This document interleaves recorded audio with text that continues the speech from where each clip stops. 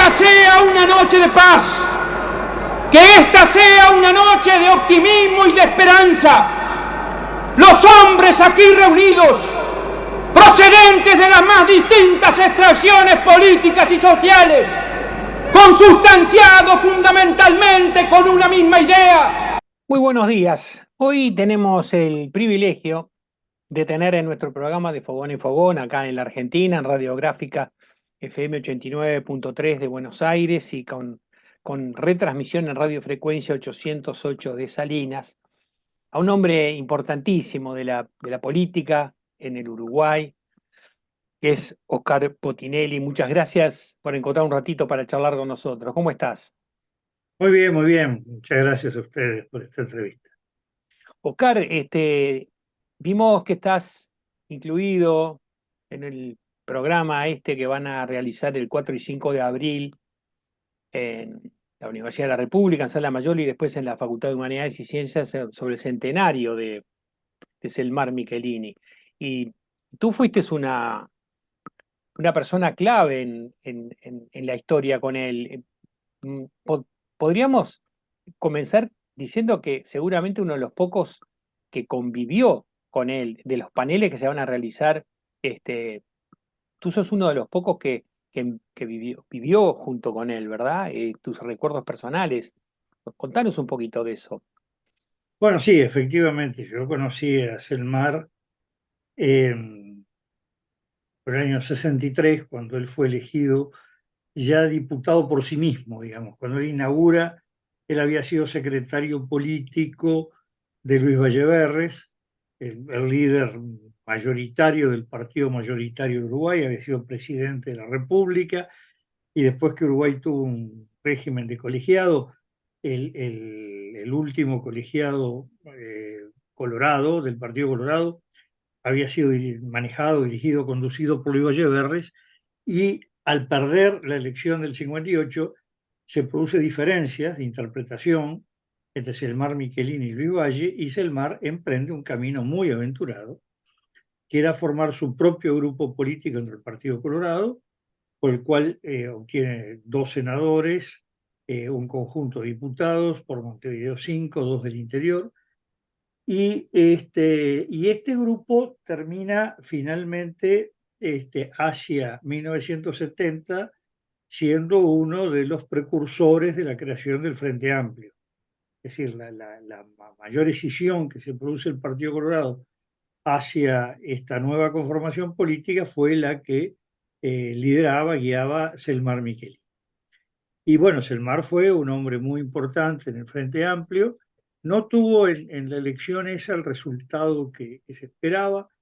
Obtuvo la reelección en la Cámara de Senadores, a la cual había ingresado en la elección del 66 por muy pocos votos, es decir, realmente muy ajustado, pero fue un senador de pivot del Frente Amplio en ese año y medio. Fue la legislatura corta que se interrumpe con el golpe de Estado del 27 de junio del 73.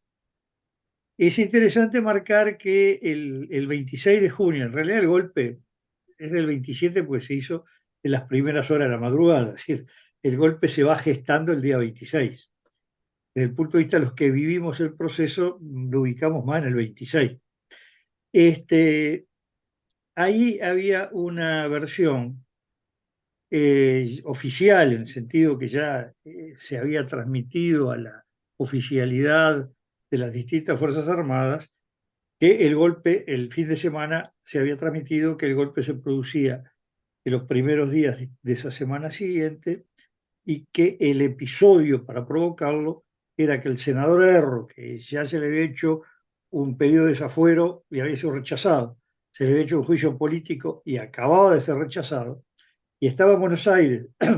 Él había ido con la asunción de Cámpora y se había quedado un mes, y justo iba a regresar a Montevideo, y lo que anunciaban las Fuerzas Armadas es que lo iban a detener a esperar que el Parlamento rechazara la detención y ahí producir el golpe.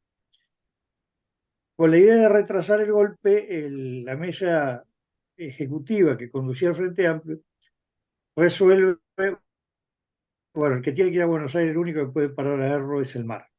Y Selmar, al mediodía del 26 de junio, viaja a Buenos Aires y lo agarra el golpe ya en Buenos Aires. Y ahí, a los pocos días, pide asilo político porque él pensaba que su situación acá iba a ser muy complicada.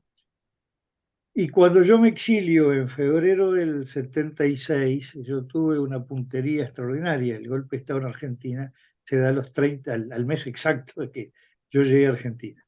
Y ahí convivimos con Selmar O sea 2 que meses. vos viviste 5 años en dictadura en Montevideo.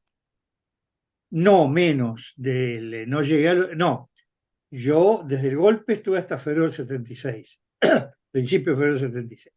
Y volví en abril del 82, así que viví los 2 años y medio iniciales, un poco más, casi 3, y los 2 años finales, ¿no? Los 3 años finales.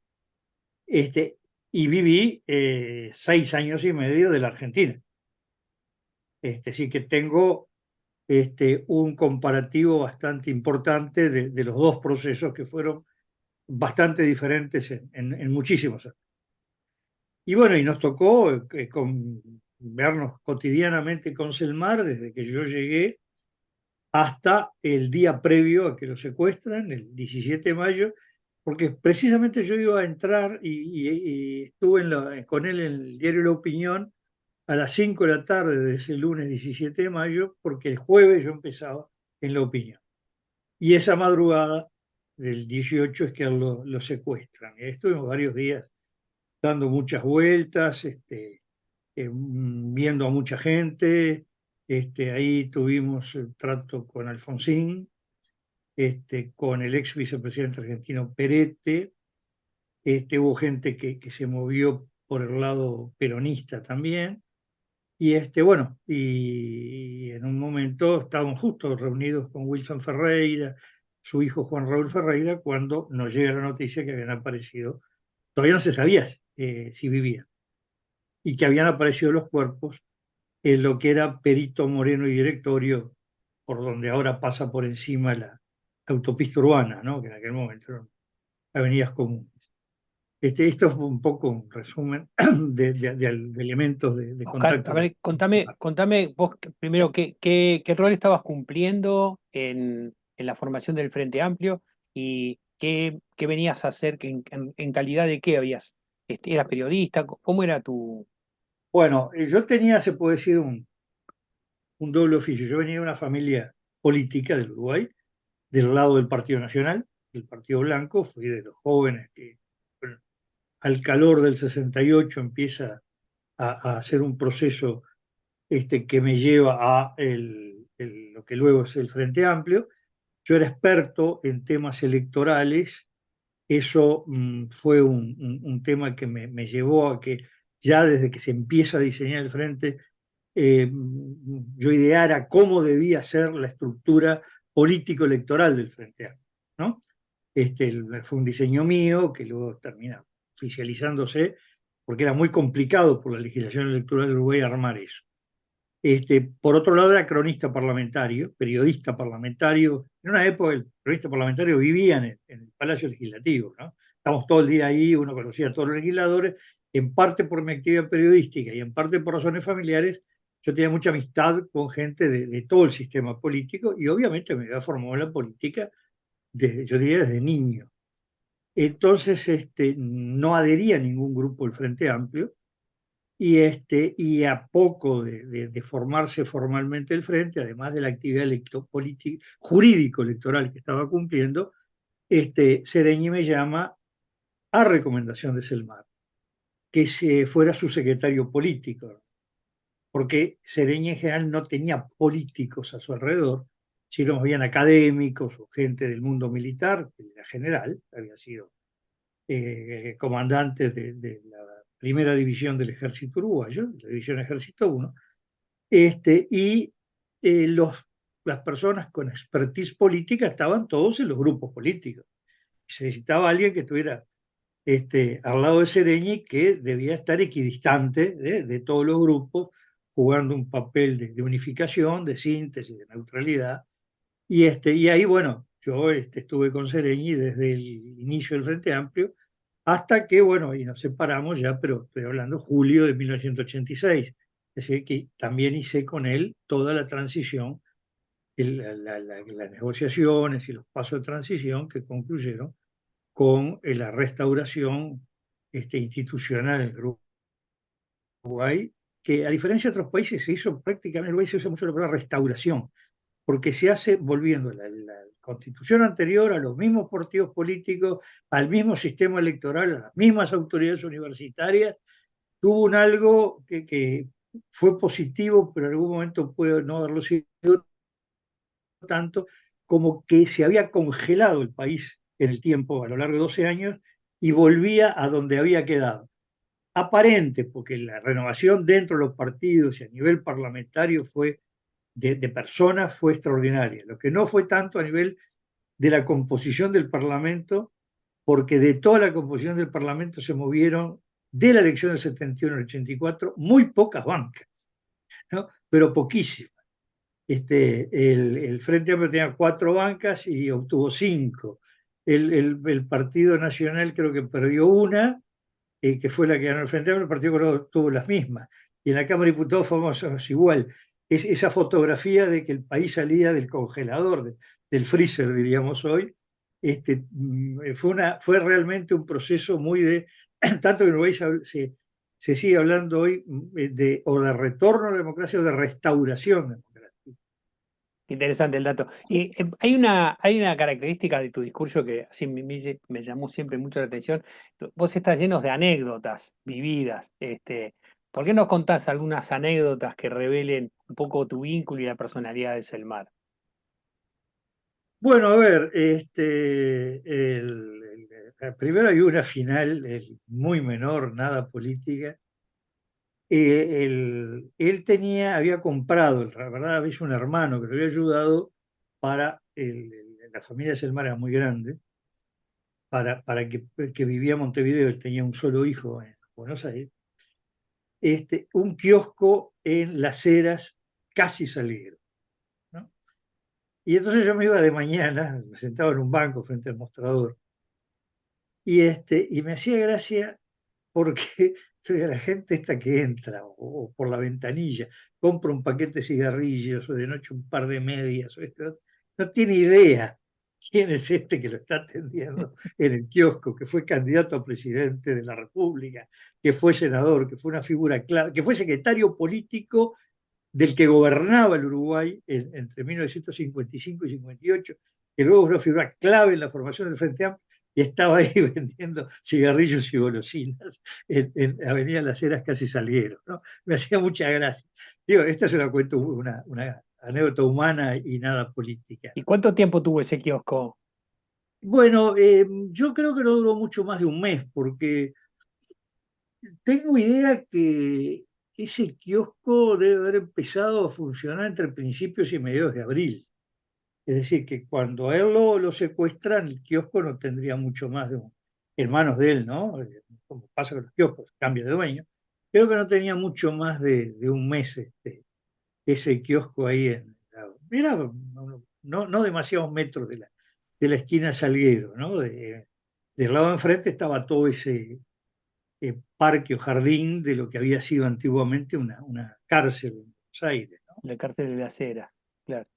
Claro, la cárcel de las Heras en ese momento era una especie de entre baldío y jardín, digamos. No estaba verdaderamente enjardinado. Oscar, ¿y cómo era de carácter? Tipo con humor, tipo, ¿cómo era? Era de mucho humor, muy seductor, tremendamente seductor, y muy aficionado a las novelas policiales. Era impresionante lo que leía. Escribía mucho, él había escrito durante varios años, primero un diario que él dirigía, después en el diario que compró al que él dirigía. Bueno, en Buenos Aires, desde que se exilió, estuvo escribiendo en el diario La Opinión, primero con firma, después sin firma, porque el asilo político lo pierde porque no podía salir del país. Y ahí tiene en el 75, me parece, la ida al Tribunal Russell II de denuncia de las violaciones a los derechos humanos en el Cono Sur. Y ahí él va a testificar al Tribunal Russell y entonces tiene que renunciar al asilo político. Y bueno, y queda como una persona con una residencia inestable, así, porque él tampoco había gestionado, me parece, la residencia. Justamente uno de los problemas que aparece en el momento de su detención era todo un expediente en migraciones sobre el estatus de él, en qué situación estaba, si ya había caducado el pasaporte o estaba uruguayo, estaba por caducar, y ahí hay todo un manto de oscuridad sobre esa situación, que hay algunas investigaciones hechas, con resultados no del todo concluyentes, por qué diablos estaba ese expediente en la mesa del director de Migración Argentina, ¿no? En los días de que se produjo el secuestro de él. No, él era lo que más lo caracterizara era la brillantez en la oratoria. Una velocidad que los taquígrafos tenían una tremenda dificultad para poder seguir lo que él decía, ¿no? Y se entendía perfectamente, no es que balbuceaba a gran velocidad, ¿no? Una claridad expositiva y que provocaba gran fervor, eran discursos de mucho contenido, pero además que tenían elementos muy emotivos, ¿no? Y en la política yo lo definía como un gran táctico, decía, en general quizás alguna de las limitaciones de Selmar es que no jugaba demasiado bien la estrategia, pero sí, era un táctico brillante y medía los tiempos, como por ejemplo en el periodo que va del 67 al 72, que es cuando Uruguay empieza un régimen. Pero creo que se llama medidas prontas de seguridad, que en la forma que se aplicó fue una especie de estado de sitio, que comienza en junio del 68 con el presidente Jorge Pacheco Areco, y creo que fue por el 69 que él pronuncia un discurso en la Cámara de Senadores que fue un impacto político, que dice: le retiro la confianza al presidente de la República, que era de su partido, del Partido Colorado, no confío en el presidente. Y fue un hecho político, y ahí ya es el 69 cuando empieza a caminarse hacia que Uruguay necesitaba un tercer camino más allá que el que ofrecían los dos clásicos partidos tradicionales, el Partido Nacional o Blanco, que es el que hoy tiene la presidencia de la República, y el Partido Colorado, que es el que gobernó o tuvo la cabeza de gobierno en las 3/4 partes de la historia de Uruguay. Son partidos que el año que viene cumplen 200 años del inicio fundacional, ¿no? Son de los más viejos del mundo.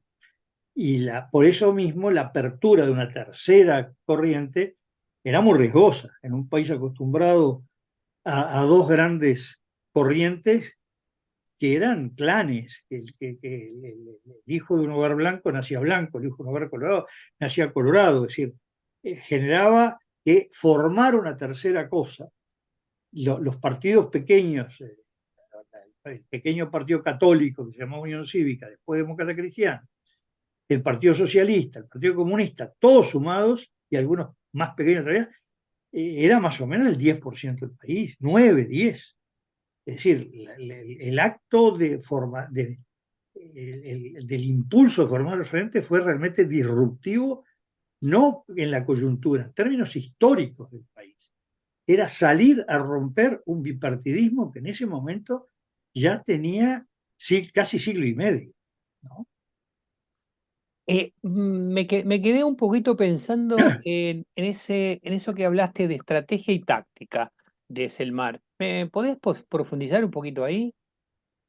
Bueno, digamos, en objetivos estratégicos sí, era muy claro. Por ejemplo, ni más ni menos que el entender que el Partido Colorado necesitaba una renovación y que había que abrir un nuevo camino, y el coraje de hacerlo, porque también era salir a desafiar a un hombre poderosísimo como Luis Valleverres, enfrentado a otra corriente del Partido Colorado que encabezaban los hijos de don José Valle Ordóñez, fundador del Valle. Era un coraje esa tercera vía interna del partido.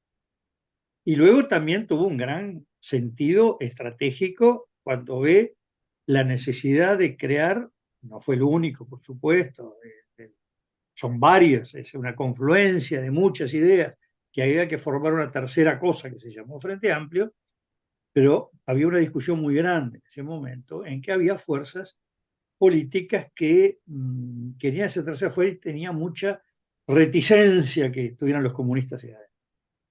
Y Selmar tuvo la claridad de decir, o esto se forma con los comunistas adentro, o esto no se forma.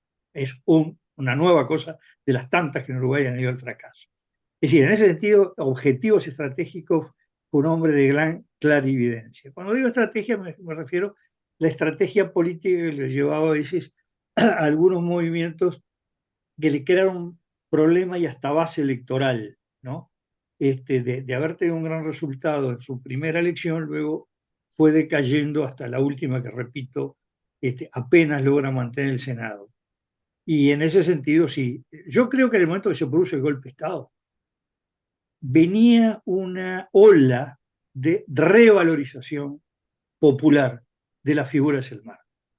Sobre todo en el comienzo del periodo Bordaberry, que culmina con el golpe de Estado, en la sucesión de Pacheco Areco, donde ya el país vive en un estado de guerra interna, el discurso, mucha gente empezó a sentir que en Selmar tenía una guía, y en Selmar tenía un respaldo, ¿no? Oscar Botinelli, te agradezco mucho este rato con nosotros. Contame en qué estás trabajando. ¿Cuál es tu foco de investigación en este momento? Bueno, en este momento soy yo mismo. No, estoy escribiendo con mucho retraso un contrato con la editorial Planeta, un libro de memorias políticas.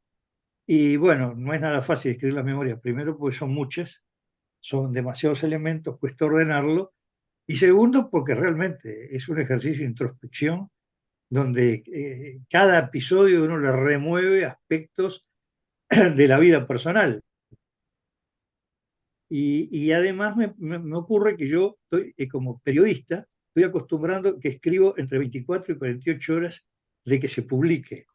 Un libro es una cabeza distinta a la que uno no está acostumbrado. Uno está acostumbrado que escribe, publica y a otra cosa. Y a veces una serie de artículos, pero no toda la planificación de un libro. Ese es un problema. Segundo, yo siempre tuve el estilo de escribir como un observador, ¿no? Escribiendo siempre en tercera persona, mirando desde afuera a los otros. Y escribir algo donde yo estoy en parte afuera, parte adentro, jugando en el medio, entrando y saliendo y usando primera persona, me ha entreverado muchísimo, la verdad se ha dicho.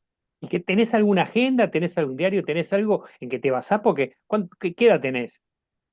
Bueno, tengo algún año bíblico. No, cumplí 79 hace poco. No, no, agendas no, lo que pasa, tengo una buena memoria, eso por ahora me dura un poquito más.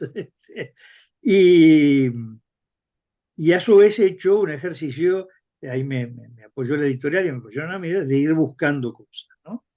En archivos, en hemerotecas, en bibliotecas, en todo el archivo parlamentario que me fue ubicando, y algunas cosas que encontré. Pues yo soy un hombre que muy mal recolector de cosas de mi vida, de papeles, de fotografías. Ah, no, no tenés. Tuve 18 años al lado de Zenegui y no tengo en mi casa una sola fotografía junto con él. Increíble, increíble. Entonces, bueno, fue empezar a buscar acá y allá, algo han ido encontrando. Encontré algunos papeles muy valiosos, documentos, por ejemplo, algunos apuntes de una reunión. Comíamos bastante seguido con Selmar y Wilson Ferreira Aldunate cuando estaba en Buenos Aires, porque él tenía un campo en Pardo, hacia el sur, cerca de Azul, ahí, y en la provincia. Y entonces él cada tanto volvía a Capital Federal y tenía un apartamentito ahí en el edificio Corrientes Angosta, galería, que va de Corrientes a la Valle, creo que entre Maipú y Florida, o entre Maipú y Esmeralda, no me acuerdo. Y entonces se quedaba unos días ahí, íbamos a comer en un restaurancito en la calle Sarmiento, y ahí yo encontré un montón de apuntes de conversaciones y de cosas a hacer en agendas, en hojas sueltas, no un diario. Y bueno, eso ha permitido reconstruir muchas cosas. Eso va a ser parte del libro, seguramente, esas imágenes, ¿no? Bueno, sí, algunas ya están entregadas, creo que ya fueron fotografiadas, editadas. ¿Dónde vivías en Buenos Aires? Bueno, yo viví primero unos meses cerca de Retiro, en Esmeralda, entre Paraguay y Marcelo T. de Alvear, que después se le decía Charcas, o se llamaba Marcelo T. de Alvear. Después estuve un tiempo en Rodríguez Peña, entre Las Heras y ahí, no me sale la calle, Vicente López. Y después sí, ya compré un apartamento en la esquina de Chile y Entre Ríos, que fue mi último domicilio en Buenos Aires. ¿Venís a menudo por esta zona? ¿Cruzás No, la el... verdad que ¿No? últimamente no. La verdad que desde que la pandemia y terminó la pandemia, no he salido del Uruguay. Ah, mirá. Muy cansado, digo, yo he viajado muchísimo. Y siento como la tranquilidad de no salir, ¿no? Ah, sí. Tengo varios desafíos de ir a Buenos Aires, que, bueno, es bastante fácil ir y venir para nosotros. Las veces más fácil que ir a algún lugar, cualquier lugar del interior del país. Pero tengo que ir a Grecia, tengo que ir a Italia, tengo que ir a Colombia, a Ecuador, y lo vengo postergando hasta que no puedo dejar de postergarlo. Estoy un poco remolón en viajar. Oscar Botinelli, bueno, de nuevo, muchas gracias. Un gusto No, por charlar favor. contigo. Y bueno, suerte en esta presentación del centenario de Selmar Michelini, el 4 y 5 de abril en la Universidad de la República. Gracias por Bueno, tu encuentro con nosotros. Gracias. no, muchísimas gracias. Porque en el momento de tener que ir a votarse, los blancos y los colorados se tropezaron para salir para el ambulatorio y quedamos solos, sin número. Jiménez de Esa era salvado, pero no interesaba salvar al hombre, lo que se estaba salvando era el régimen. Se habían confabulado de nuevo las oligarquías de siempre para seguir explotando al pueblo que estaba sufriendo desde hacía décadas de años.